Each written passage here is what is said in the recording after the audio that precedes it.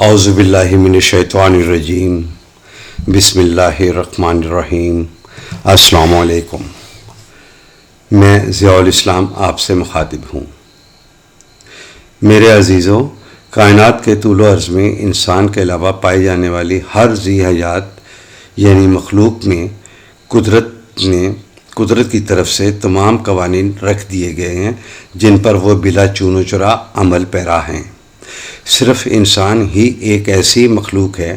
جو کہ خود مختاری کی طاقت کے ساتھ تخلیق کی گئی ہے۔ انسان کی اسی خود مختاری کی وجہ سے اللہ تعالیٰ نے انسان کی رہنمائی کے لیے اپنے پیغمبروں کی وساطت سے انسانی دنیا کے لیے نظام بھجوانے کا سلسلہ شروع کیا، جو کہ ہمارے پیارے نبی حضرت محمد صلی اللہ علیہ وآلہ وسلم پر آ کر مکمل ہوا۔ اللہ تعالیٰ کی طرف سے نازل کردہ یہ نظام زندگی انسانوں کے تمام مسائل کا واحد حل ہے، لیکن انسانوں میں پائے جانے والے مفاد پرست طبقات کی طرف سے اس نظام کی مخالفت کی جاتی رہی اور اب تک کی جا رہی ہے۔ ایسے ہی طبقات نے اس نظام یعنی دین اسلام کو مذہب کی شکل دے دی اور اس طرح اپنے مفادات حاصل کر رہے ہیں، کیونکہ مذہب معاشی و معاشرتی معاملات میں دخل اندازی نہیں کرتا، اور مزید یہ کہ مذہب انسان کی انفرادی زندگی سے تعلق رکھتا ہے اور اس کا اجتماعیت سے کوئی تعلق نہیں ہوتا۔ میرے عزیزو، قرآن پاک کی سورۃ المطففین نے ہمارے معاشرے کو بڑی خوبی سے پیش کیا ہے، جس کا مفہوم پیش کرنے کی کوشش کر رہا ہوں، اس خیال کے ساتھ کہ شاید تیرے دل میں اتر جائے میری بات۔ ویسے اس موقع پر مجھے عبدالستار عیدی کی شخصیت کی یاد آ رہی ہے۔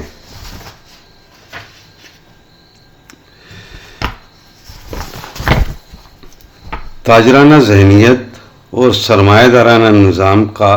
انجام تباہی اور بربادی کے سوا کچھ نہیں ہو سکتا۔ اس ذہنیت کا تقاضا یہ ہوتا ہے کہ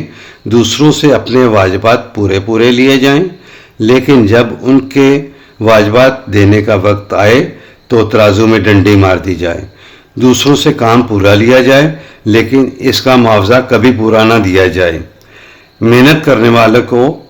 کم از کم دیا جائے اور خود زیادہ سے زیادہ کمایا جائے۔ چیزوں ہی کی نہیں بلکہ خود انسانوں کی قیمت متعین کرتے وقت بھی یہی خیال رہے،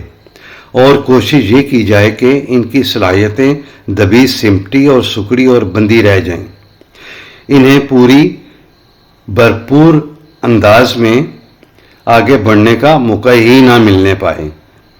انہیں اتنا ہی ابھرنے دیا جائے جتنا سرمایہ لگانے والوں کے لیے مفید ہو، انہیں اس سے زیادہ آزادی دی ہی نہ جائے۔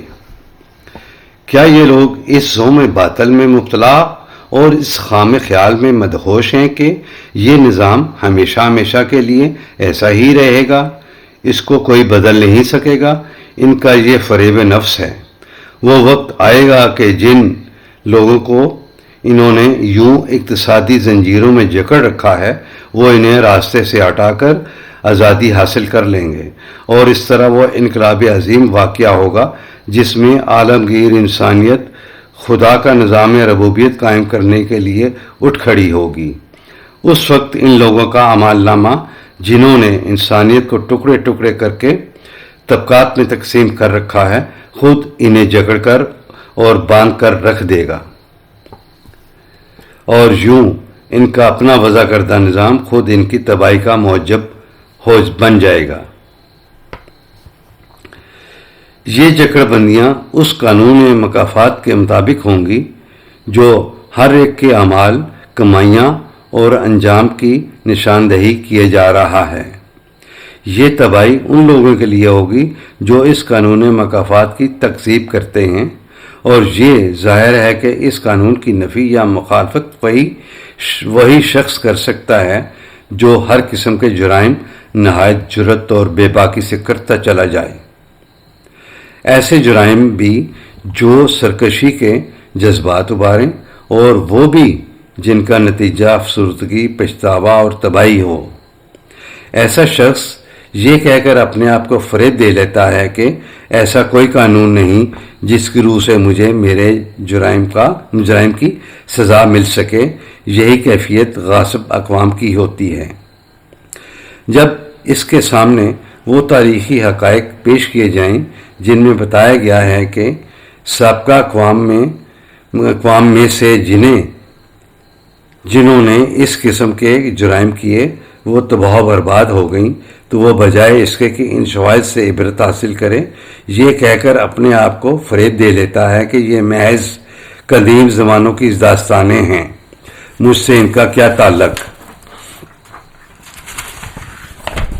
بات یہ نہیں، بات یہ ہے کہ ان کے غلط اعمال اس طرح زنگ بن کر ان کے دلوں پر جم گئے ہیں کہ اب ان میں سمجھنے سوچنے کی صلاحیت ہی نہیں رہی۔ یہ لوگ اس دور میں جب عالمگیر انسانیت خدا کی ربوبیت عامہ کے قیام کے لیے اٹھ کھڑی ہوگی، اس کے ثمرات سے محروم رہ جائیں گے۔ ان کی کھیتیاں اور تمام تر کاوشیں دنیا کے ہنگاموں میں بے فائدہ اور بے سود ہو کر ضائع ہو جائیں گی۔ اس دنیا میں بھی ان کی یہی حالت رہے گی اور اخروی زندگی میں بھی، یعنی ان کی نشو و نما رک جائے گی، کیونکہ انسانی ذات کی نشو و نما تو دوسروں کی ربوبیت سے ہوتی ہے۔ ان سے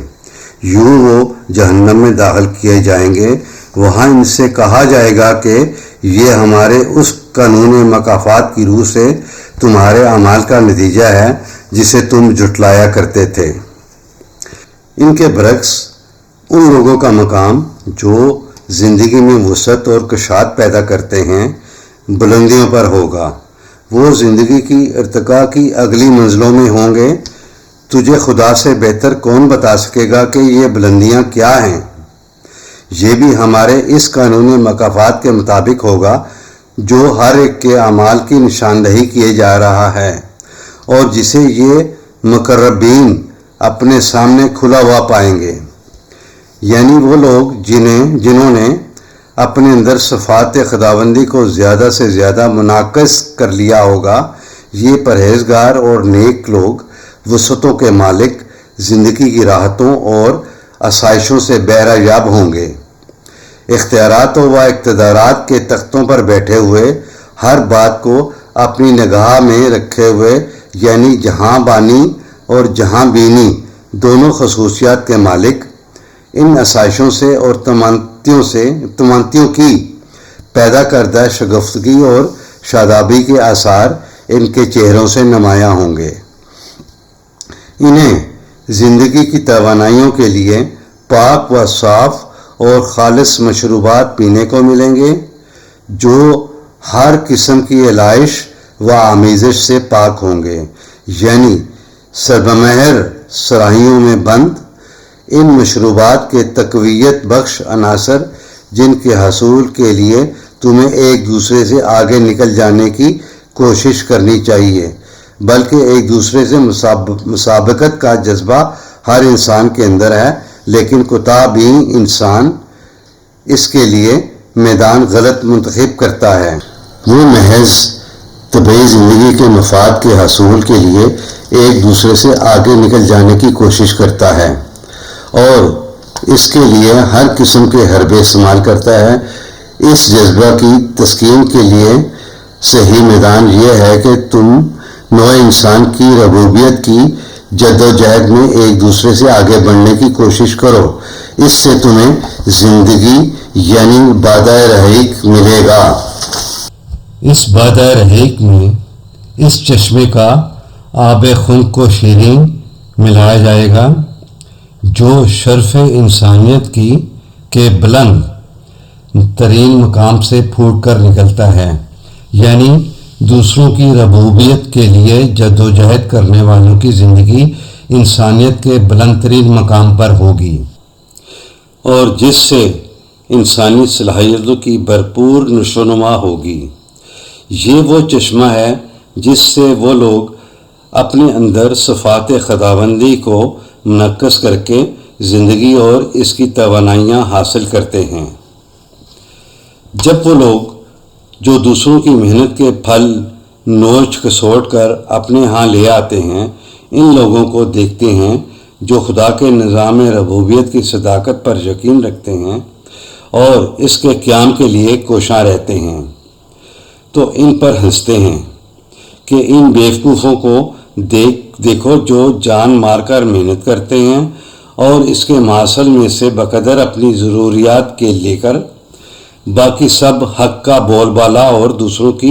ضروریات پوری کرنے کے لیے دے دیتے ہیں اور سمجھتے ہیں کہ یہ بڑا فائدے کا سودا ہے۔ یہ لوگ جب ان مومنین کے پاس سے گزرتے ہیں تو ایک دوسرے کو کنکھیوں سے اشارے کرتے ہیں کہ یہ ہیں وہ جن کی عقلوں پر پردے پڑ گئے ہیں۔ اس کے بعد جب یہ لوٹ کر اپنے ہم خیال ٹولے کی طرف جاتے ہیں تو عجیب انداز سے اتراتے ہیں اور جماعت مومنین پر پھپتیاں کستے ہیں، غرضے کہ وہ جب بھی اس جماعت کو دیکھتے ہیں تو کہتے ہیں کہ دیکھو یہ لوگ کس غلط راستے پر چلے جا رہے ہیں، یہ بالکل بہک گئے ہیں، حالانکہ انہیں ان پر